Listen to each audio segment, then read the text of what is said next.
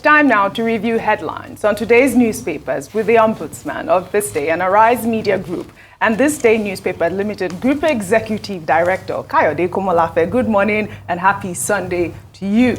Good morning, KK. Good morning, Steve. And good morning, Adesina. Good to see you. We missed you last week, but here Sorry you are about today. that. That's fine. All right, let's go into the newspaper review. This Day on Sunday, as always, will be our first paper. And the lead story here says, issue executive order for state police as constitution amendment process continues. Afenifere tells Tinubu, seeks deployment of closed-circuit television cameras, drones to tackle insecurity. That's the Pan-Yoruba sociocultural group Afenifere giving an advice to President Tinubu on the issue of state police. And I think that they have an ally in the houses of assemblies, or the speakers of the 36th House of Assembly also supporting the same move for the president to proceed with state police. On top of that story, the headline says, to avert fresh crisis, Tinubu accedes to ASU's demand, appoint governing board members for 111 tertiary institutions. Yuguda, Yayale, Abacha, Jega, Olanipekun, Udoma make list. I'm sure that will be good news to ASU to an extent while they're waiting for other goodies from the federal government. The strip on top of that story is a story that we found on page 5. Oba of Benin celebrates surprise return of Benin artifacts from Germany by federal government. Kudos. Good news. Good news to Benin. I mean, the Oba and the Oba Council have been tenacious. Yeah. I saw him dancing yesterday. Did you see that video? No, I'm not saying that. Yeah, it was nice he was dancing with his song over the return of those artifacts. Great. And with I his hope sunglasses. Oba. He was really cruising. It was nice. I hope that will also quicken the proposed Royal Museum in Benin. Yes, that will house hopefully most of these returned artifacts. And on the window, citing his refinery's capacity to meet West Africa's demand, Dangote says Nigeria won't need to import petrol by June, vows to make Africa self-sufficient in fertilizer in the next 4 years. Dangote here, Dangote there, all right, but people will be happy by June if he makes good as promised. And I think that goes with the picture. The cover picture is nice, meeting you. The caption reads, Africa's richest man and president of Dangote Group, Aliko Dangote, with the president of Rwanda, Paul Kagame, during the Africa CEO Forum annual summit in Kigali, Rwanda, on Friday. And I think that our man, Rotos, was there and has been, shooting good stories. Yes. Last but not the least, KK, is a story from Rivers State on page 6. Fubara, my 1-year achievements beat previous 8-year record. Fubara has been talking. It's also been stylishly throwing stones ceaselessly. And the latest one, of course, is to say that in 1 year, I've done more than what Wiki did in 8 years. Those are the stories on the cover of This Day, KK. Yeah. Thank you, Steve. I think maybe we should start first as a preface to the lead story of this day on a sharing note that perhaps it will not be out of place if we all join the Oba Benin in the dance. In the dance. The return of the two artifacts, the bronze artifacts. Yes. I think it's quite a good thing that the Director General of the National Museum, Mr. Olubile Olowe, was at the palace to introduce himself, and also with the good news of the return of the artifacts. And that should reinforce, the call for the return of all the stolen, artifacts, wherever they might be located on the globe, Yes. I think it's an important national project that we recover all the looted artifacts. Yes. So congratulations to the Oba of Benin on that. Then the window story, it also is also very, very sharing news. The statement from the president of Dangote Group, giving a very optimistic outlook, on the energy sector, that by June, we may importation of oil will become history. I think that will be very significant, for the Nigerian economy, and I think it's we should all look forward to the realization, if it is a dream or if it is a promise, fulfillment of that promise. But in doing so, I think that the Dangote refinery, deserves the support of everybody, the government, the other players in the industry to make it, because the point should be reinstated that we should regard it as a national absurdity. That for years we had the shame of exporting crude and importing fuel. It did not make sense, it has not made sense to anybody, whether to Nigerians themselves or even to observers, Again, it will also be another absurdity now that we have perhaps the largest refinery in the world, at least one of the largest refineries, and crude will be coming from overseas. Exporting crude. To me, it does not make any economic sense, no economic logic, not by it. And that is why I think Dangote deserves all the support, to make it, because if that is done, one crucial element which comes up in the discussion of economic management in Nigeria, which is the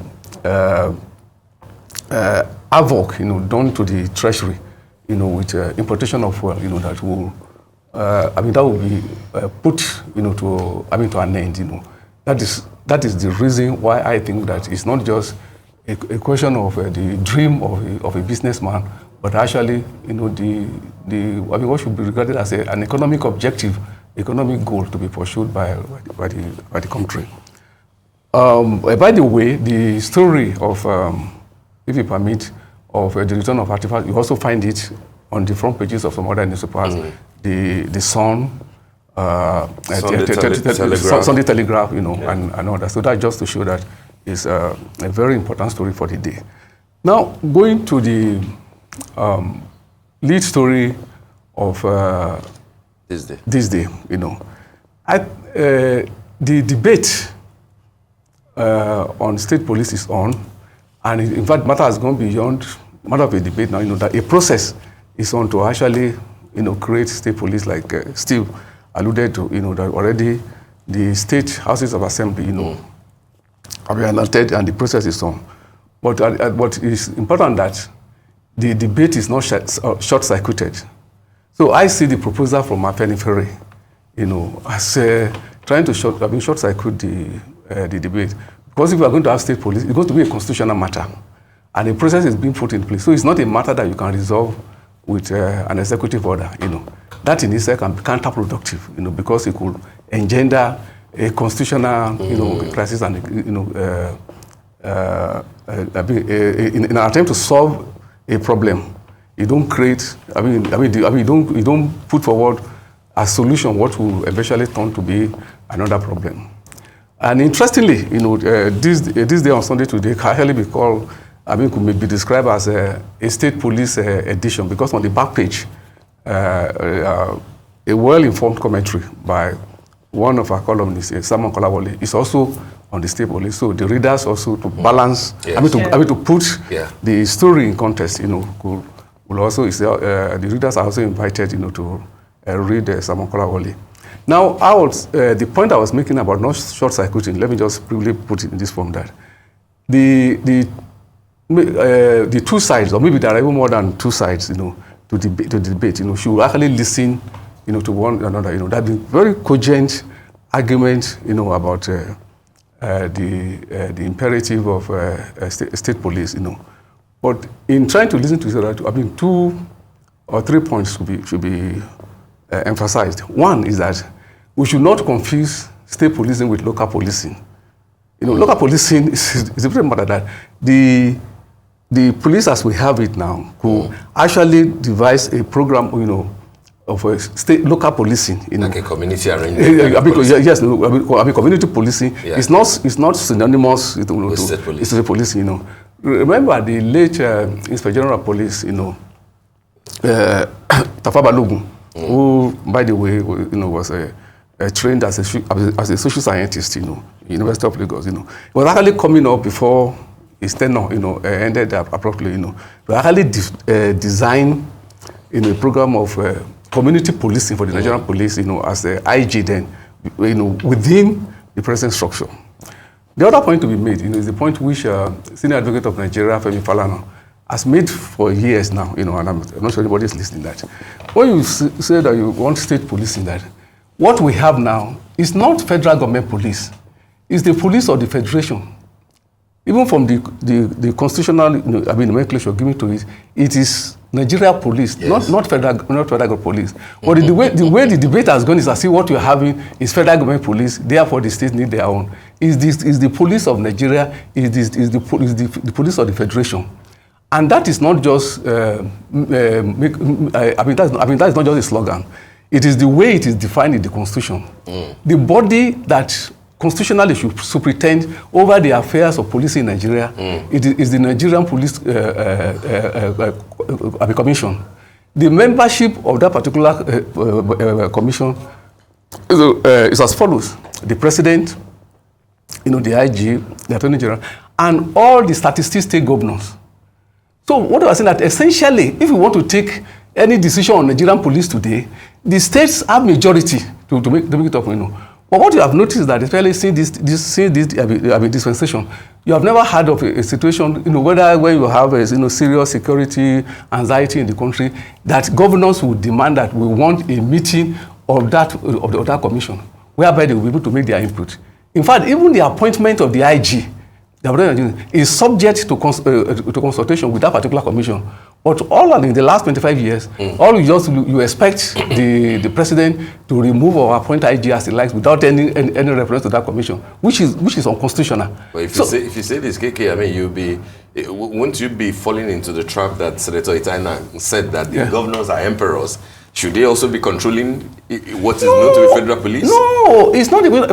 I'm telling you what is in the Constitution. I'm telling you what is in the Constitution. It's just like you say that the Constitution creates the National Economic Council. Yes. So if the governors, that one at least means, so if the governors demand a meeting, maybe that's an economic situation, and they demand that we want a meeting of the National Economic Council so that we can make our input, does that make them to be emperors? Does that make them to, would that make them to hijack the function of federal government? I am not, it's not a suggestion, it's not a proposal.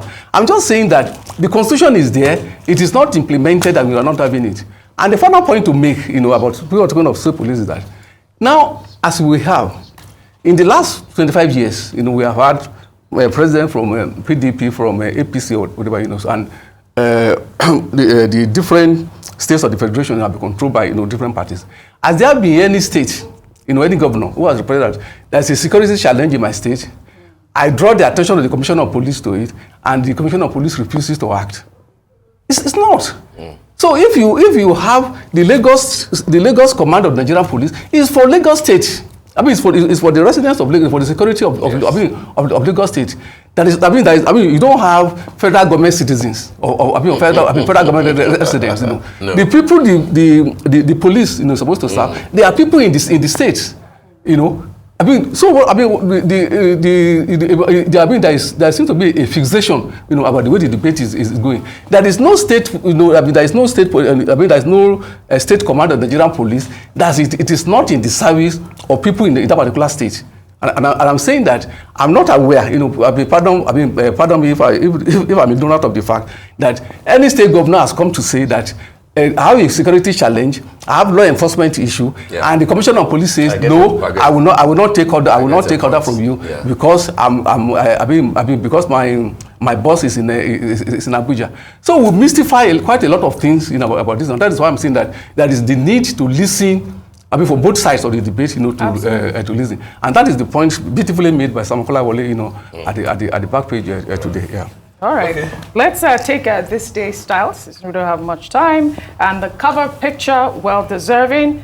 Prince Harry and Meghan Markle. The title picture is When Harry and Meghan Came Calling. I mean, this is a big story that has been, going on for over a week now. Conversations have been made here in Nigeria as well as in the United Kingdom with journalists. Let me just read the excerpt from the editor. She wrote, over the last weekend, the Duke and Duchess of Sussex, Prince Harry and Meghan Markle embarked on a humanitarian visit to the country to advance the mission of their foundation, the Archwell Foundation. It is their first international tour since they, stepped down from royal duties. I mean, they were welcomed, Nigeria, well received. But I mean, I don't know if you guys, have been noticing the conversation, especially from the United Kingdom, where they have been basically trolling Meghan Markle, because it is Meghan Markle. Everything is after, it's against Meghan Markle, and some journalists calling comparing us to Nazis, and that was Christopher Wilson. But even royal journalists recently have talked about the fact that Nigeria, is a dangerous place to visit. Why did they come to visit? But they did come, and we have shown the whole world that we are not a dangerous nation. They came here and they were well received as royals, as they should. There was also the conversation of all the Obas that came in. There was the Olu of Warri, and as well as the Oba of Onitsha coming to, welcome them. And obviously they paid their homage and they gave them, titles as well. So Princess, our Meghan Markle, left also as, a Nigerian princess with her name. I don't know what your thoughts are. I know you also covered if you permit, I'll just quickly because of time, Yes.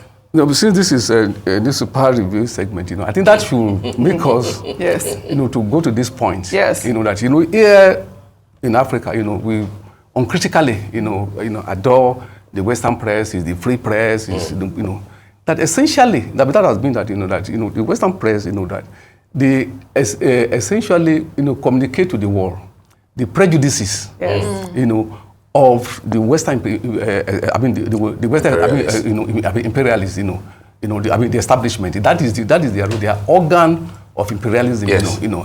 So the same, you can see the racist overtone, yes, in the whole report, and that now throws a challenge to us. That with the way we look at the world, we should be able to tell our own story. And that is why I congratulate the editor of this day, SL, for the topicality, of the cover story. Yes. That we should tell our own story, Yes. And at the risk of being accused of self-congratulation, I think that one of the goals, of the Arise, television, that is a medium for Africa to tell its own story. Absolutely. Yes. That just as we tell the story of the world, to Africa, Africa should also have its own organs, to have it, So what we are seeing there, essentially, on a macro perspective, is that what we call Western press, which some of us, critically adore here, they are essentially organs of imperialism, So they translate all the racist prejudices, all their policies. Very well said. We've seen that with Israel and Gaza. We've seen that with Meghan. We've seen that with even the talks about our leaders, the language they use, the words they choose to describe us as a people, as a country.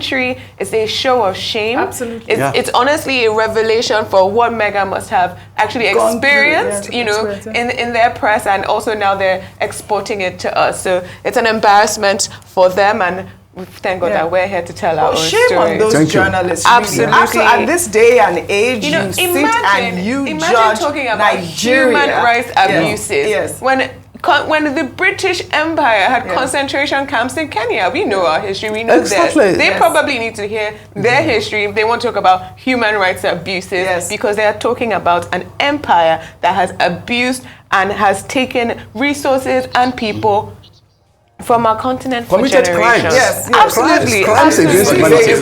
It's not even about the old empire alone. I mean, this is a country that says that illegal immigrants should return to Africa, to Kigali. I mean, that you can count, tens and hundreds of anomalies, that they are known for. And for me, and their press is just an agent of that establishment. And if I'm just quickly, does it strike you? Because I'm happy, I did mention the question of Gaza. scores of journalists, over 100 journalists have been killed. Yes. Yes. Have been murdered by Israel in Gaza. Yeah. Have you seen that as a major issue in the Western press? People who teach us about Western press. But the other day, a political opponent of Putin died in prison without any evidence. You made the point already. It's for us to use our organs and platforms to tell our stories. And Arise did just that. Absolutely. By highlighting the royal visit. We showed that we are not a dangerous nation. We showed that we are welcoming, and we showed that they are civilized. So shame, absolute shame on those journalists. All right, and kudos to this time. Thank you, Mr. Komolafe. We would like to thank you very much indeed for joining us on. Thank you very much. Thank you very much. Okay, that brings us to the end of the morning show today. Thank you for watching, and do stay safe. I'm Steve Ayorinde. As always, I'm Adesua Giwa-Osage. Do have a great week. And I'm Oji Okpe from our entire team here in Lagos, Nigeria. Enjoy the rest of your morning and, of course, the rest of your day. Goodbye.